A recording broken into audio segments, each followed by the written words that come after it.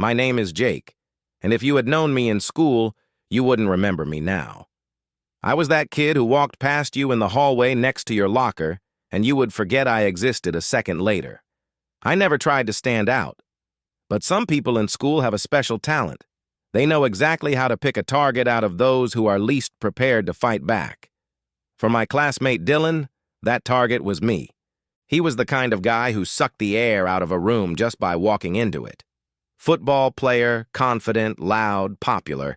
Coach's son, which meant any misconduct was either smoothed over or turned into teenage antics. He could do almost anything he wanted, and he did, especially when it came to me. It all started with stupid things. My lunch card going missing, insults written on my locker, memes with my face shared in our class group chat. Nothing serious. From the outside. The problem wasn't what he did, but how long he did it. For years. And every year he got more creative.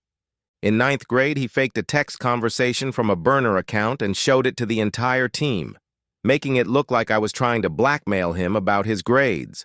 I wasn't even on the team, but suddenly everyone was talking about that creepy kid who tried to threaten Dylan for attention. The coach called me in for a talk. No real punishment came out of it, but Dylan achieved exactly what he wanted. He made me into a joke. And here's the thing. He never hit me, never shoved me, never did anything that would get him suspended. Everything he did was subtle, psychological, quiet, persistent, the kind of thing adults ignore because no bruises, no problem. At the start of junior year, something in me cracked. I didn't want to die, but I wanted to disappear, to stop waking up every morning wondering, what's he going to do today? But instead of completely breaking, I started noticing things. Details, schedules, people he talked to, things he hid from the coach and his parents. I became observant. And patient. Too patient for someone my age. The idea came by accident. In college prep class, we had to create a portfolio, recommendations, achievements, volunteer hours, extracurriculars. For athletes, this stuff is everything. If they want scholarships, their record has to be spotless. Grades, attendance, community work, discipline, one red flag, and it's over. And I realized Dylan had weak spots. Not illegal, not criminal, but things he desperately tried to hide to maintain his perfect guy image. He skipped classes, using a system athletes abused, telling one teacher he was at early practice, telling another he had a team meeting. The coach covered for him. He frequently cheated by buying homework from nerdy kids who wanted to be liked. He faked volunteer hours he never completed. And the biggest thing, his grades weren't good enough for the colleges he bragged about, but he somehow kept revising his grade reports on the coach's office computer. I would have never gathered these details if I hadn't spent years watching him as a threat. But now I saw everything. I knew when he skipped class, which teacher ignored it, when he copied homework, when he edited school records. I even knew the schedule of when the coach left his office unlocked. But reporting him outright would be pointless and petty. No. I wanted everything to collapse at once. I wanted him to feel what he made me feel for years. Powerless. My plan took 6 months. First, I anonymously tipped off 2 teachers he regularly manipulated for excused absences. I didn't accuse him. I just listed dates and times to double-check. They did. And they began quietly questioning the coach. Second, I anonymously told the administration that some of his volunteer hours looked suspicious.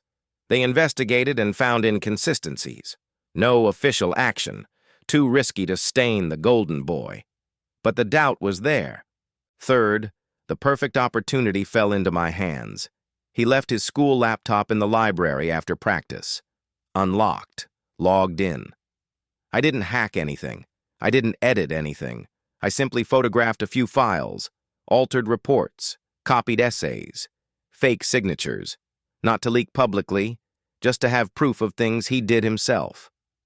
The timing lined up perfectly. At the end of the year, when the college scouts came to evaluate scholarship candidates, they meet the students, talk to coaches, review portfolios, check academic integrity.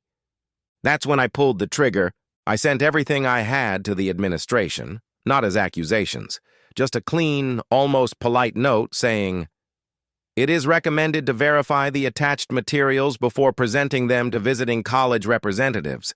I didn't mention Dylan's name. The documents spoke for themselves. When the evaluation started, everything unraveled. Teachers brought up old attendance questions.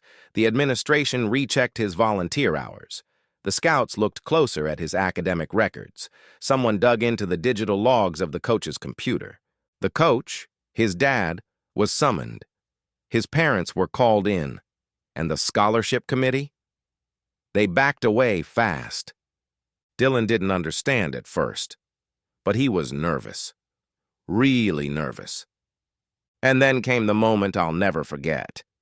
His father, the coach, yelled at him in the hallway, loud, red-faced, accusing him of throwing away his future and lying to everyone. Their voices echoed. Students stared, some recorded.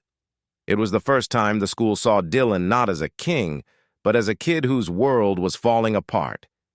He didn't get suspended. He didn't get hurt. I didn't ruin his life. But he lost his scholarship. His college prospects crashed. His dad basically disowned him emotionally. His friends backed off once the shine faded. For the first time, he was just ordinary. And that was worse for him than any punishment. A few days later, he walked past me. He actually paused. I don't know if he suspected it was me. Maybe he finally understood how much damage he'd done over the years, but he didn't say a word. He just looked at me like he was seeing a real person for the first time. And I didn't say anything back. I didn't need to. My revenge was already complete. No violence, no threats, just a perfectly timed collapse built from the cracks he created himself. And God, it felt freeing.